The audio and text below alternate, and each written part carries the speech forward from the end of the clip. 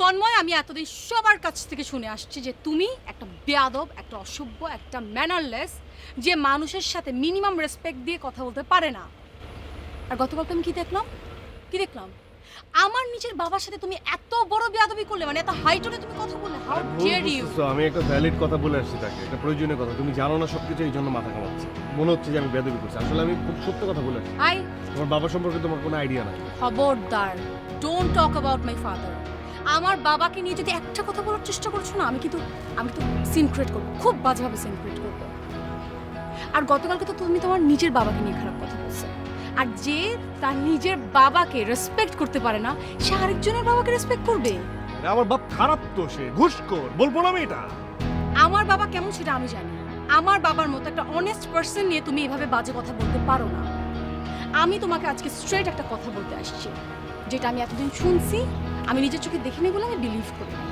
আর আজকে আমার কাছে সব কিছু ক্লিয়ার। তুমি একটা হিপোক্রেট, সেলফিশ, একটা ফালতু বেয়াদব ছেলে, রাস্তার ছেলে।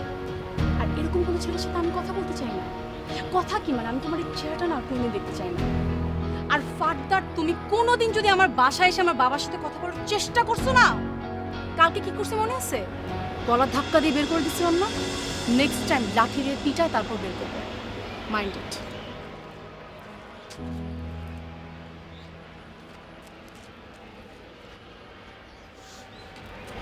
তন্ময় শোনো, still I believe you.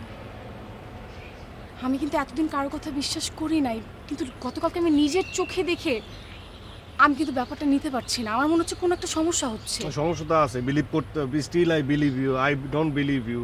Believe করো না, বিশ্বাস করো না। আমার বাপ খারাপ, আমি সত্য কথা বলি, আমার বাপ খারাপ। তোমার বাপ থেকে এইসব কথা বলবোই না, ঠিক আছে? কি চাও সেটা বলো না, কি চাও? আমি তোমাকে একদম স্ট্রেট বলছি, তোমার যে কোনো একটা চুজ করতে হবে। নয় তুমি এই বিহেভিয়ার, এই বেয়াদবি কন্টিনিউ করবা, আদারওয়াইজ তুমি আমাকে চুজ করবা। আমি আমার মতো লাইফ লিড করবো, তুমি তোমার মতো লাইফ লিড করবা। কোনটা বলো? আমার তো দুটোই দরকার। আরে বেয়াদবি না, সত্য কথা বলা। তাহলে আমি সরি, তোমার মতো হিপোক্রেট, সেলফিশ, ফালতু রাস্তার ছেলে বেয়াদবকে নিয়ে, মানে এই বেয়াদবের সাথে আমি কথা কি, মানে তোমার চেহারাটা আমি দেখতে পারবো না। আরে কি আশ্চর্য ব্যাপার। আচ্ছা ঠিক আছে, ওই সত্য কথা বলা, চিৎকার করে কথা বলা, এগুলো বেয়াদবি বলে আজকের থেকে আমি চুপ হয়ে যাচ্ছি, একদম চুপ। এটা আমি চুপ করে বুঝতে পারি, আমি পারবো। আমি না এত কিছু শুনতে না চাই না, চিৎকার করলাম না। চিৎকার না করে আমি তোমাকে কিছু জিনিস বোঝাবো, ঠিক আছে? আজকের থেকে আমি চিৎকার করবো না, কিন্তু আবার তো তোমার বোঝানো উচিত। তুমি তো এমনি বুঝতেছো না, হটটাকে তুমি বুঝতেছো না, সফটটাকে বোঝাবো। হটটাকে যেহেতু বুঝতেছো না, সফট টক দিয়ে বুঝাই দিব, ঠিক আছে? আজকের থেকে আমি যে চুক্তি করতেছি, ডিল, ইটস এ ডিল।